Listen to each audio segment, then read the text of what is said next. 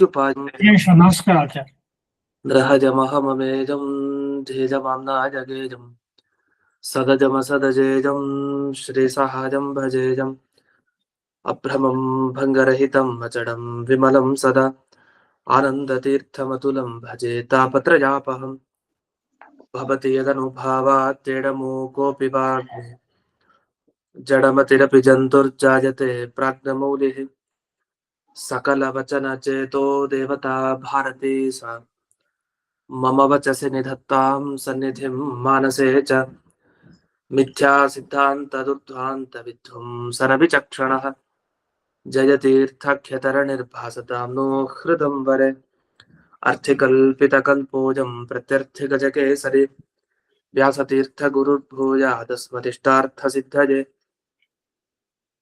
पूज्याय राघवेन्द्राय सत्यधर्मरताय च भजतां कल्पवृक्षाय नमतां कामधेनवे तपस्वाध्याय शुश्रूषा कृष्णपूजारतं मुनिं विश्वेशमिष्टतं वन्दे परिव्राट् चक्रवर्तिनं श्रीगुरुभ्यो नमः हरिः ओम्.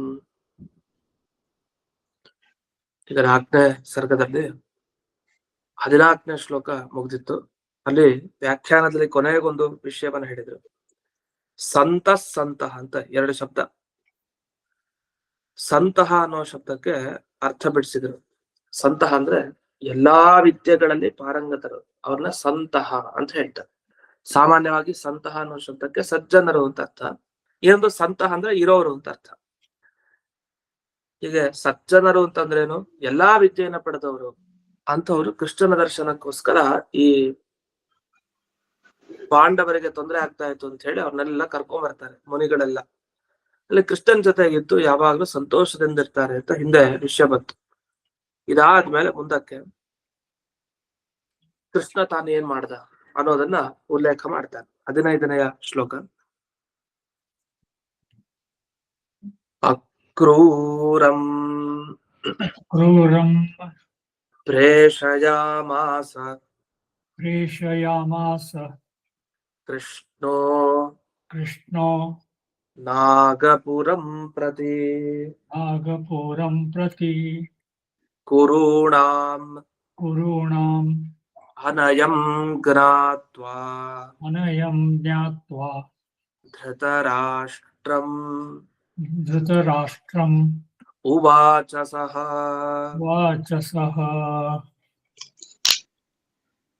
ಕೃಷ್ಣನ ಕಿವಿಗೆ ಬಿತ್ತು, ಪಾಂಡವರಿಗೆ ತೊಂದರೆ ಮಾಡ್ತಾ ಇದ್ದಾನೆ ದುರ್ಯೋಧನ.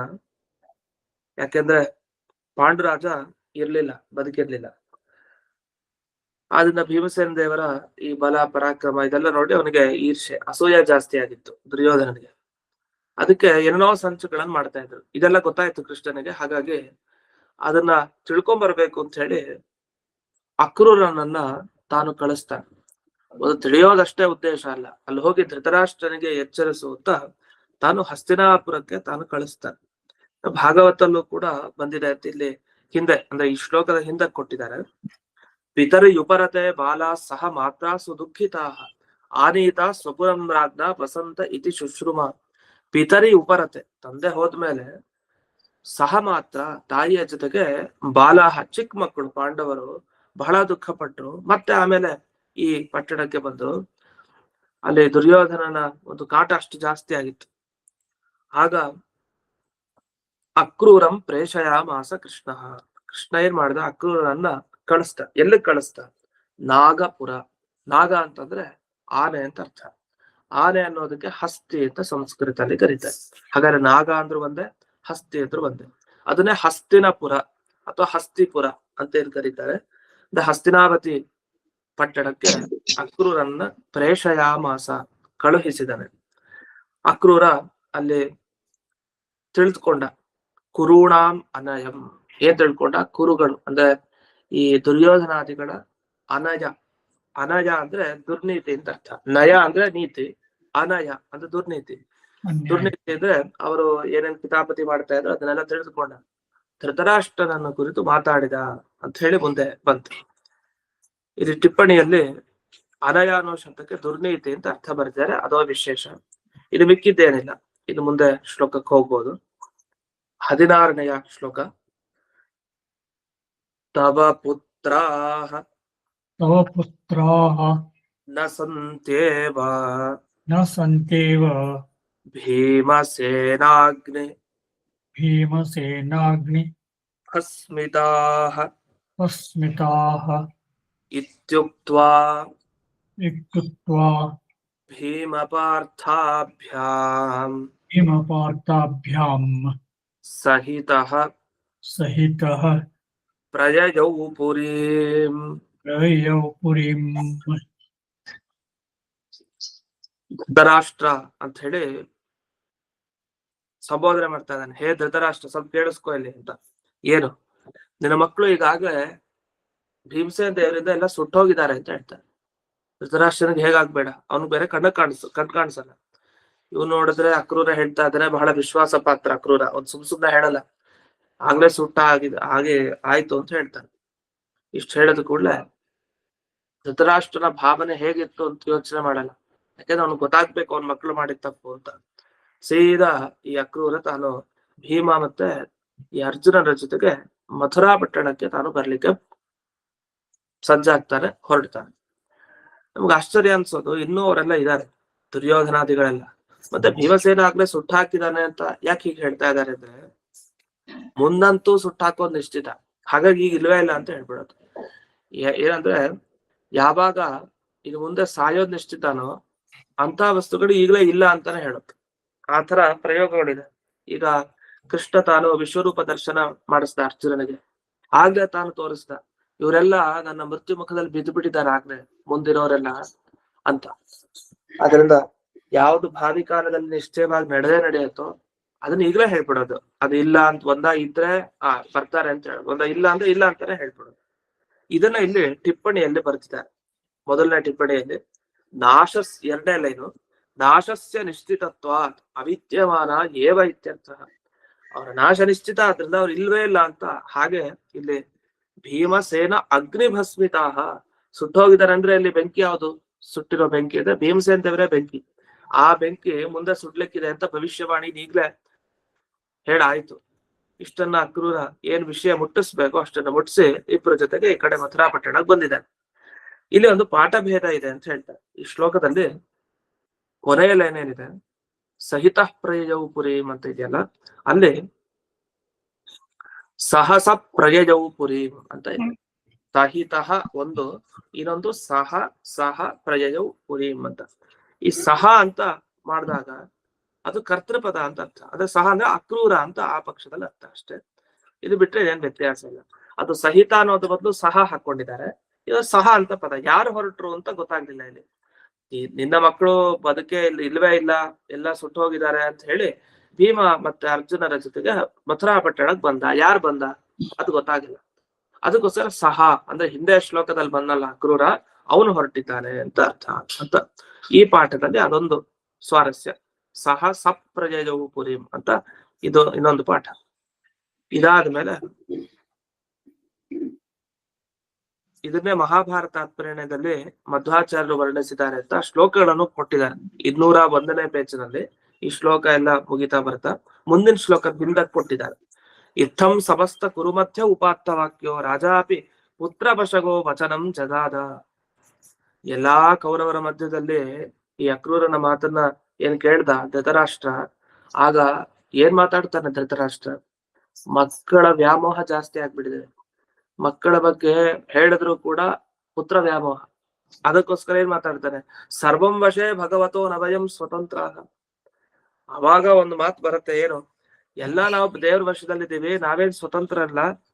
ಯಾಕಂದ್ರೆ ಭೂಭಾರ ಸಂಹಾರ ಮಾಡ್ಲಿಕ್ಕೆ ಅವನು ಅವತಾರ ಮಾಡಿದ್ರು ಕೃಷ್ಣ ಅಂತೆಲ್ಲ.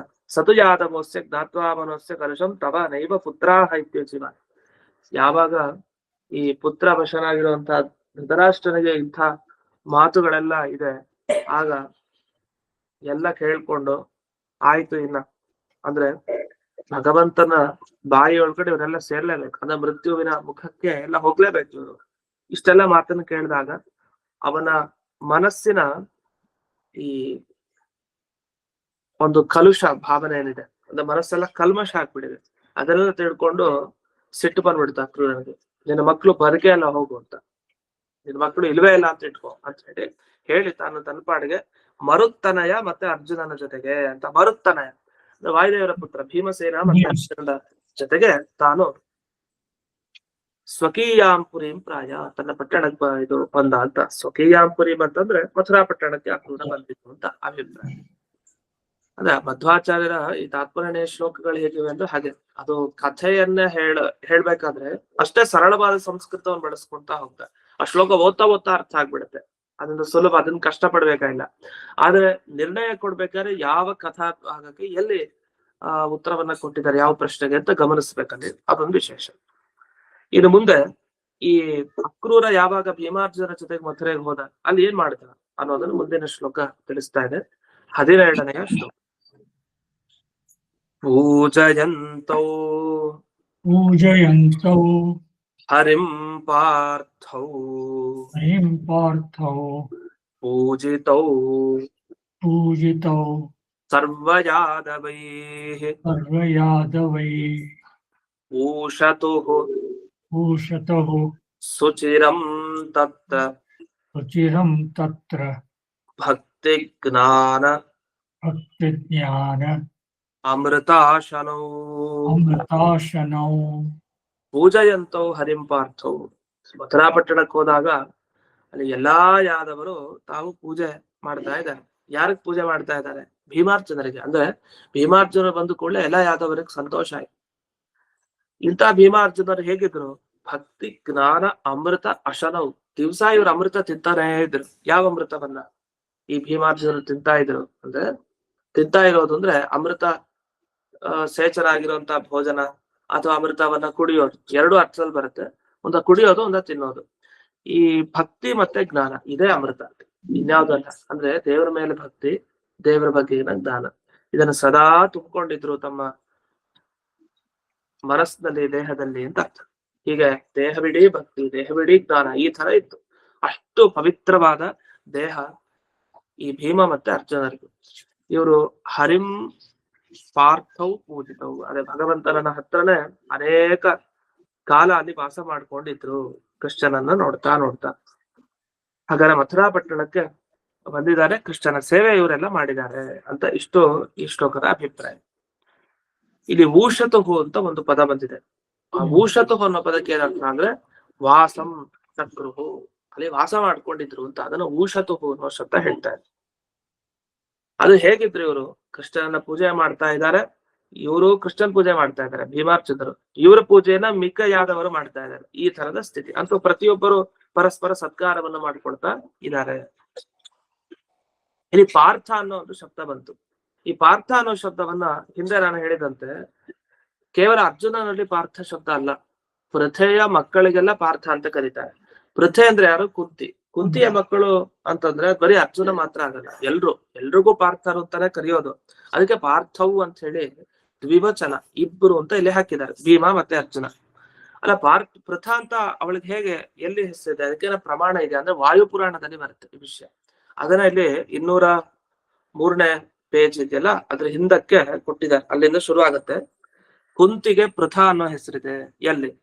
ಪೃಥಾ ಚ ಶ್ರುತ ವೇದ ಚ ಶ್ರುತ ಕೀರ್ತಿ ಶ್ರುತ ಶ್ರವಾಹ ರಾಜಾಧಿದೇವಿ ಚ ತಥಾ ಪಂಚೈತಾ ವೀರ ಮಾತರಃ ಅಂತ ಆದ್ಮೇಲೆ ಪೃಥಾಂ ದುಹಿತರಂ ಚಕ್ರೆ ಕುಂತೀಸ್ತಾಂ ಪಾಂಡುರಾವಹತ್. ಪಾಂಡು ಮದುವೆಯಾದ ಯಾರನ್ನ? ಕುಂತಿಯನ್ನ ಮದುವೆಯಾದ. ಯಾರಳು? ಪೃಥೆ ಅಂತ. ಅನಪತ್ಯಾಯ ವೃದ್ಧಾಯ ಕುಂತಿ ಭೋಜಾಯ ತಾಂ ದದೌ ತಸ್ಮಾತ್ ಕುಂತಿ ಇತಿ ವಿಖ್ಯಾತ ಕುಂತಿ ಭೋಜಾತ್ಮಜ ಪೃಥಾ. ಅದು ಕುಂತಿ ಭೋಜನಿಗೆ ಮಕ್ಕಳಿರ್ಲಿಲ್ಲ, ಅನಪತ್ಯ. ಅದಕ್ಕೋಸ್ಕರ ಅವನಿಗೆ ಇವಳನ್ನ ದಾನವಾಗಿ ಕೊಡ್ತಾರೆ. ಆ ಕುಂತಿ ಭೋಜನ ಮಗಳು ಪೃಥೆ, ಆದ್ರಿಂದ ಕುಂತಿ ಅಂತಾನೆ ಆ ಕುಂತಿ ಭೋಜನ ಮಗಳು ಅನ್ನೋ ಕಾರಣಕ್ಕೆ ಪ್ರಸಿದ್ಧಿಗೆ ಬಂತು. ವಸ್ತುತಃ ಇವಳ ಹೆಸರು ಪೃಥಾ ಅಂತ. ಈ ವಿಷಯವನ್ನ ಇಲ್ಲಿ ವಾಯುಪುರಾಣದಲ್ಲಿ ಕೊಟ್ಟಿದೆ. ಮತ್ತೊಂದು ಇಲ್ಲಿ ಇದೇ ಸಾರವನ್ನ, ಅಂದ್ರೆ ಈಗ ಶ್ಲೋಕದಲ್ಲೇ ನಾರಾಯಣ ಪಂಡಿತಾಚಾರ್ಯ ತಿಳಿಸಿದ್ದಾರೆ, ಇದೇ ಸಾರವನ್ನು ಮಹಾಭಾರತ ತಾತ್ಪರ್ಯದಲ್ಲಿ ಕಾಣಬಹುದು.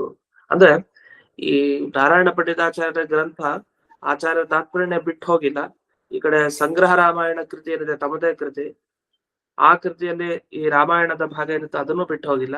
ಈ ಕಡೆ ಮಹಾಭಾರತದ ಭಾಗ ಬಂದ್ರೆ ಮಹಾಭಾರತ ಪ್ರೇರಣೆ ಬಿಟ್ಟು ಹೋಗಿಲ್ಲ. ಈ ತರ ಏನೋ ಒಂದು ಮೂಲ ಗ್ರಂಥ ಇದೆ ಇನ್ನೊಂದು, ಇದನ್ನ ಓದ್ಕೊಳ್ಳೆ ಅಂತ ಗ್ರಂಥಗಳನ್ನ ಅಧ್ಯಯನ ಮಾಡ್ಬೇಕು ಅಂತ, ಅದಕ್ಕೆ ಸಹಾಯಕವಾಗಿ ಮಣಿಮಂಜರಿ ಗ್ರಂಥವನ್ನು ಬರೆದಿದ್ದಾರೆ ಇವರು. ಇನ್ನು ಮುಂದಿನ ಶ್ಲೋಕ 18ನೇ ಶ್ಲೋಕ. ಉದ್ಧವಂ ಪ್ರೇಷಯಾಮಾಸ ವ್ರಜಶೋಕ ಅಪನುತ್ತಯೇ ಭಗವಾನ್ ಮಗಧಾಧೀಶಂ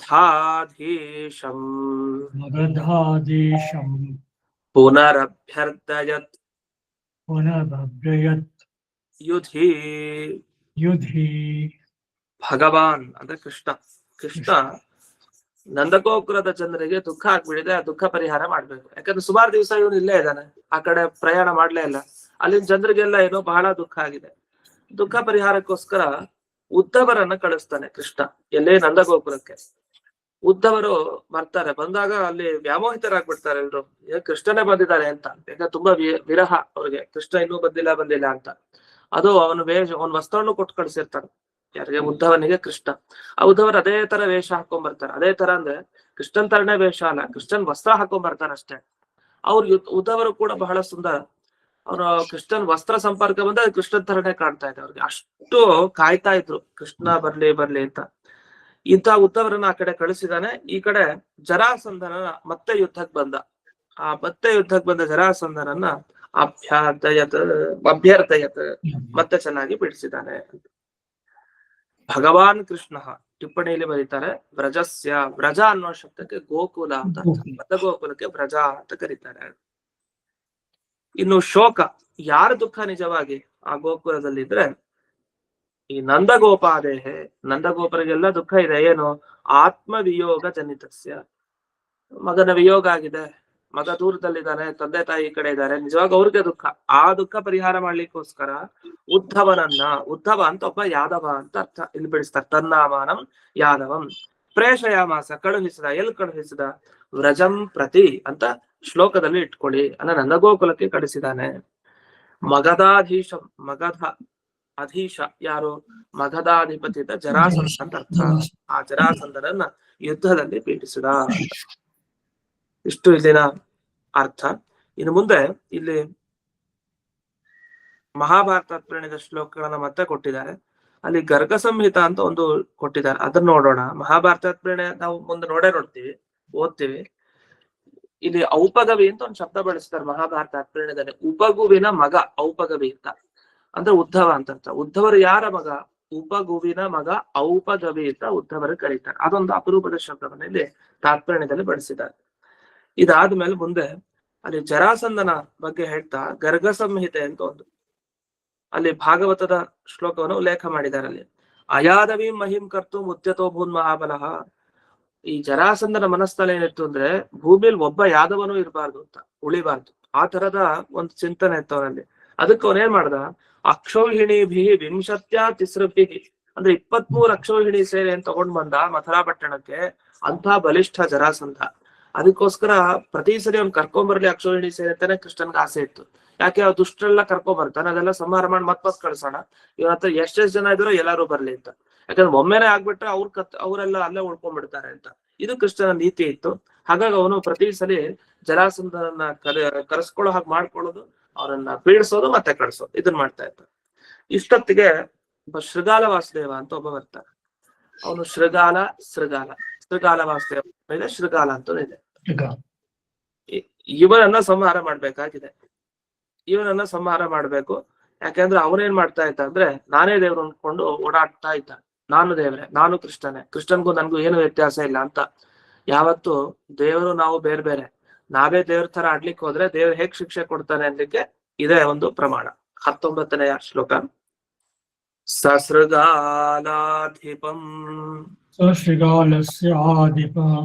ಹತ್ವಾ ತತ್ಪುತ್ರಂ ಪರ್ಯಪಾಲಯತ್ ಇತಿ ಚಿತ್ರಾಣಿ ಕರ್ಮಾಣಿ ಚಕಾರ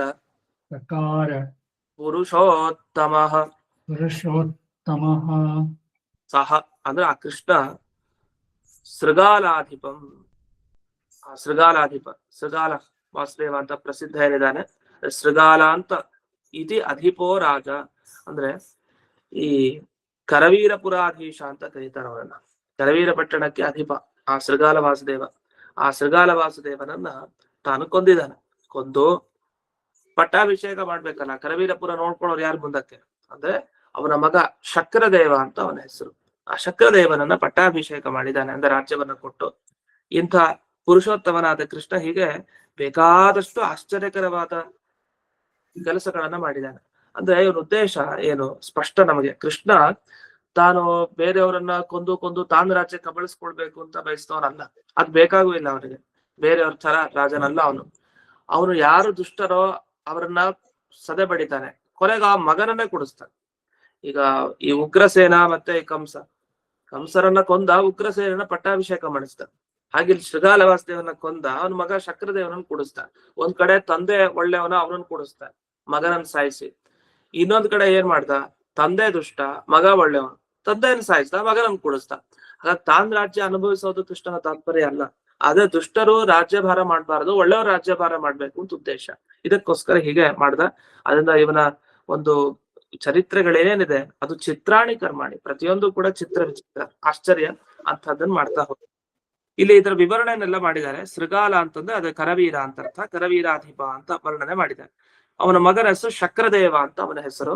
ಇಲ್ಲಿ ತತ್ಪುತ್ರ ಅಂತ ಅಷ್ಟೇ ಹೇಳಿದ್ದಾರೆ ಮಣಿಮಂಜರಿಲಿ, ಶೃಗಾಲ ಅಂತ ಅಷ್ಟೇ ಹೇಳಿದ್ರು, ಶೃಗಾಲ ವಾಸುದೇವ ಅಂತಾನು ಹೇಳಿಲ್ಲ. ಆಮೇಲೆ ಶೃಗಾಲ ವಾಸುದೇವನ ಮಗ ಯಾರು, ಆ ಮಗನನ್ನ ಅಲ್ಲಿ ರಾಜ್ಯಭಾರ ಮಾಡೋ ಹಾಗೆ ಮಾಡ್ದ ಅಂತಂದ್ರು. ಆದ್ರೆ ಆ ಮಗನ ಹೆಸರನ್ನ ಇವ್ರು ವ್ಯಾಖ್ಯಾನದಲ್ಲೆಲ್ಲ ಬಿಡಿಸ್ತಾರೆ, ಶಕ್ರದೇವ ಅಂತ ಅವನ ಹೆಸರು ಅಂತ. ಈಗ ಒಂದೊಂದು ಸಣ್ಣ ಸಣ್ಣ ಅಂಶನೂ ಬಿಡಿಸ್ಬೇಕು ಅಂತ ಅಷ್ಟೇ. ಇನ್ನು ಹರಿವಂಶದಲ್ಲಿ ಒಂದು ಬಂದಿದೆ ಅಂತ ಇಲ್ಲಿ ಉಲ್ಲೇಖ ಮಾಡಿದ್ದಾರೆ. ತತಃಸುದರ್ಶನಂ ಚಕ್ರಂ ಉದರಾಯಾತ್ ಗುರೋಃಕರೆ ಚಕ್ರೇಣೋರಸಿ ನಿರ್ಭಿನ್ನ ಸಗತಾಸುರ್ ಗತೋತ್ಸವ ಪಪಾತ ಕ್ಷತಜಸ್ರಾವಿ ಶೃಗಾಲೋದ್ರಿ ನಿವಾಹತಃ. ಒಂದು ಬೆಟ್ಟ ಬಿದ್ದ ಹಾಗೆ ಆ ಶೃಗಾಲ ವಾಸುದೇವ ಬಿದ್ದಂತೆ. ಇವನು ಸುದರ್ಶನ ಚಕ್ರ ಏನಿತ್ತು ಅದನ್ನ ಪ್ರಯೋಗ ಮಾಡಿ ಆ ಎದೆಯನ್ನು ಸೀಳು ಹಾಕಿ ಅವನ ಪ್ರಾಣ ಹೋಗುವ ಹಾಗೆ ಮಾಡ್ದ ಅಂತ ಹರಿವಂಶದಲ್ಲಿ ಉಲ್ಲೇಖ ಮಾಡಿದ್ದಾರೆ ಈ ಭಾಗವನ್ನ. ಇನ್ನು ಮಾತು ಹೇಳ್ತಾರೆ, ಯಾಕೆ ಇವನಿಗೆ ಕೃಷ್ಣನ್ ತರ ನಾನು ಅಂತ ಇವನು ಅನ್ಕೊಂಡಿದ್ದ ಅನ್ಲಿಕ್ಕೆ, ಕೃಷ್ಣ ದೇವಕಿ ಪುತ್ರ, ಇವನು ಕೂಡ ದೇವಕಿ ಪುತ್ರನಾಗದೆ ಹೊರತು ವಸುದೇವನ ಪುತ್ರನ ಕೂಡ. ಅದಕ್ಕೆ ಅವನಿಗೆ ವಾಸುದೇವ ಅಂತ ಹೆಸರು. ಯಾರಿಗೆ, ಶೃಗಾಲ ವಾಸುದೇವನಿಗೆ. ವಸುದೇವನಿಗೆ ಇನ್ನೊಬ್ಬಳು ಹೆಂಡತಿ ಇರ್ತಾಳೆ, ಆ ಹೆಂಡತಿಯಲ್ಲಿ ಹುಟ್ಟಿದವನು. ಇದೆಲ್ಲ ಹರಿವಂಶದಲ್ಲಿ ಬರುತ್ತೆ. ಹಾಗಾದ್ರೆ ವಸುದೇವನ ಇನ್ನೊಬ್ಬನ ಪತ್ನಿಯಲ್ಲೇ ಹುಟ್ಟಿದವನು ಈ ಶೃಗಾಲ ವಾಸುದೇವ. ಅದರಿಂದ ವಸುದೇವನ ಮಗ ಅಂತ ಹೇಳ್ಕೊಂಡು ನಾನು ವಾಸುದೇವ ಅಂತ ಇವನಿಗೆ ಒಂದು ಈ ಅದೇ ತರ ಕೃಷ್ಣನಿಗೆ ಸಮಾನ ಅಂತ ಹೇಳ್ಕೊಂಡು ಅವನು ಓಡಾಡ್ತಾ ಇದ್ದ. ದೇವರಿಗೆ ಸಮಾನ ಅಂತ ಚಿಂತಿಸೋದು ಬಹಳ ತಪ್ಪು. ದೇವರಿಗೆ ಸಮಾನ ಅಂತ ಚಿಂತಿಸೋದ್ರಿಂದ ಕೊನೆಗೆ ಅವನನ್ನ ಕೃಷ್ಣ ಮುಗಿಸೇ ಬಿಟ್ಟ. ಅಷ್ಟೇ ಅಲ್ಲ, ಅವನು ಸಮಾನ ಅಂತ ಅನ್ಕೊಳ್ಳೋದಲ್ಲ, ದುಷ್ಟ ಅವನು ಶೃಗಾಲ ವಾಸುದೇವ. ಹಾಗಾಗಿ ಅವನ ಕಥೆ ಮುಗಿಸ್ತ. ಅಂದ್ರೆ ದೇವರಿಗೆ ಸಮಾನ ಅಂತ ತಿಳ್ಕೊಂಡು ನಾನ್ ದೇವರು ಅನ್ನೋ ತರ ಆಡುವಂತವ್ರಿಗೆ ಏನೇನು ಶಿಕ್ಷೆ ಆಗತ್ತೆ ಇದೇ ಒಂದು ಉದಾಹರಣೆ.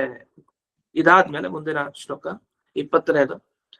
ಕರವೀರ ಅಂದ್ರೆ ಕೊಲ್ಹಾಪುರ ಸರ್ ಅದು. ಯಾವುದು ಕರವೀರ ಅಂತ ಬಂದದಲ್ಲ ಇದು, ಕೊಲ್ಹಾಪುರ ಅದು ಈಗಿನ ಕೊಲ್ಹಾಪುರ ಇದೆ ಅಲ್ಲ, ಅಂದ್ರೆ ಕರವೀರಪುರ ಅಂತ ಇದಕ್ಕೂ ಕರೀತಾರೆ.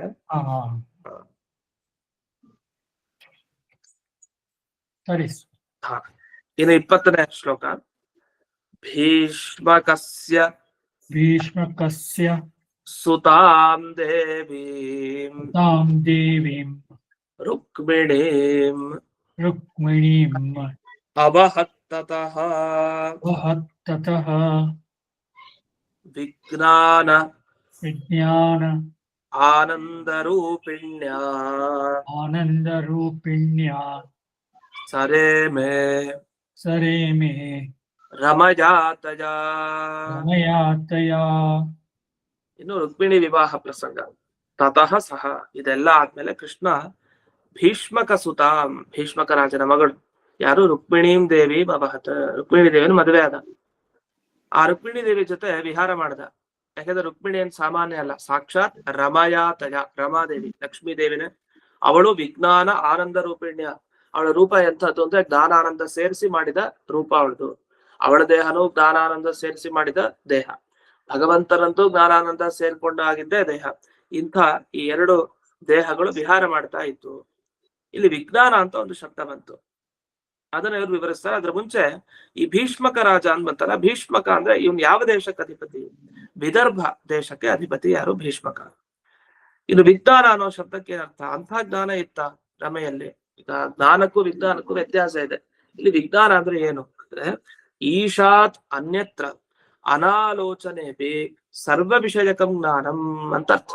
ಇದನ್ನಲ್ಲಿ ಟಿಪ್ಪಣಿಯಲ್ಲಿ ಬರ್ತಿದೆ, ಬಹಳ ವಿಶೇಷ. ಇದನ್ನೆಲ್ಲ ನೀವು ಪ್ರಮಾಣ ಪದ್ಧತಿ ಗ್ರಂಥದಲ್ಲಿ ನೋಡ್ಬೋದು, ಜಯತೀರ್ಥರು ಬರೀತಾರೆ.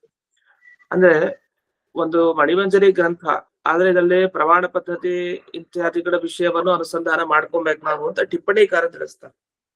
ಅಂದ್ರೆ ಒಂದೊಂದ್ ಗ್ರಂಥಕ್ಕೂ ಸಂಬಂಧ ಇದ್ದೇ ಇದೆ. ಈ ಲಕ್ಷ್ಮಿಯಲ್ಲಿರೋ ವಿಜ್ಞಾನ ಅಂದ್ರೇನು? ದೇವರ ಬಗ್ಗೆ ಯೋಚನೆ ಮಾಡ್ಬೇಕು. ಅವ್ಳಿಗೆ ಯೋಚನೆ ಮಾಡ್ತಾನೆ ಗೊತ್ತಾಗಲ್ಲ. ಆದ್ರೆ ದೇವರನ್ನ ಬಿಟ್ಟು ಬೇರೆ ಕಡೆ ಆಲೋಚನೆ ಮಾಡ್ಬೇಕಾಗಿಲ್ಲ, ಎಲ್ಲ ತಿಳ್ಕೊಳ್ತಾಳೆ. ಅಂದ್ರೆ ಯಾವಾಗ್ಲೂ ಅವಳ ಬುದ್ಧಿಸ್ತ, ಯಾವಾಗ್ಲೂ ಎಲ್ಲರ ಬಗ್ಗೆ ಅವಳ ಬುದ್ಧಿಲಿ ಇರುತ್ತೆ. ಈಗ ಜಗತ್ನಲ್ಲಿ ಏನ್ ನಡೀತಾ ಇದೆ ಪ್ರತಿಯೊಂದು ಅವಳಿಗೆ ಸದಾ ಬುದ್ಧಿಲಿ ಇದ್ದೇ ಇರುತ್ತೆ. ಅದಕ್ಕೆ ಅವಳು ಪ್ರಯತ್ನ ಪಡ್ಬೇಕಾಗಿಲ್ಲ, ತಾನಾಗೆ ಗೊತ್ತಾಗ್ಬಿಡುತ್ತೆ. ಆದ್ರೆ ದೇವರ ಬಗ್ಗೆ ಹಾಗಲ್ಲ ಅಷ್ಟೇ. ಅದನ್ನೆಲ್ಲ ಹೇಳ್ತಾರೆ, ಈಶಾತ್ ಅನ್ಯತ್ರ ಅನಾಲೋಚನೆ ಬಿ, ದೇವರನ್ನ ಬಿಟ್ಟು ಬೇರೆ ವಿಷಯದಲ್ಲೇ ಆಲೋಚನೆ ಮಾಡದೇ ಇದ್ರು ಸರ್ವ ವಿಷಯಕ್ಕೂ ಜ್ಞಾನ, ಎಲ್ಲದರ ಬಗ್ಗೆ ಗೊತ್ತಿದೆ. ಇಂಥ ಲಕ್ಷ್ಮೀ ದೇವಿಯ ಜ್ಞಾನಕ್ಕೆ ವಿಜ್ಞಾನ ಅಂತ ಕರೀತಾರೆ. ಇಂಥ ವಿಜ್ಞಾನ, ಈ ವಿಜ್ಞಾನಿಗಳು ನಾವು ಕರಿತೀವಿ. ವಿಜ್ಞಾನಿಗಳು ಅಂತ ಕರೆದ್ರೆ ಎಲ್ಲಾ ವಿಷಯ ಗೊತ್ತಿರತ್ತ, ಒಂದು ಸಣ್ಣ ವಿಷಯನೂ ಗೊತ್ತಿರಲ್ಲ ಸರಿಯಾಗಿ ಪೂರ್ತಿಯಾಗಿ. ಯಾರು ವಿಜ್ಞಾನಿಗಳಾಗ್ಲಿ ಬೇರೆಯವ್ರಿಗಾಗ್ಲಿ ಅದು ಕಷ್ಟ. ಅದು ದೇವತೆಗಳಿಗೆ, ಅದು ಅತೀಂದ್ರಿಯ ಶಕ್ತಿ ಇರೋರಿಗೆ ಮಾತ್ರ ಸಾಧ್ಯ, ಸಾಮಾನ್ಯರಿಗೆ ಸಾಧ್ಯ ಇಲ್ಲ. ನಿಜವಾದ ವಿಜ್ಞಾನ ಅಂದ್ರೆ ಲಕ್ಷ್ಮೀ ದೇವಿಗಿರೋ ವಿಜ್ಞಾನ, ಅವಳೇ ವಿಜ್ಞಾನಿ ನಿಜವಾಗಿ, ಮತ್ತೊಬ್ಬರಲ್ಲ.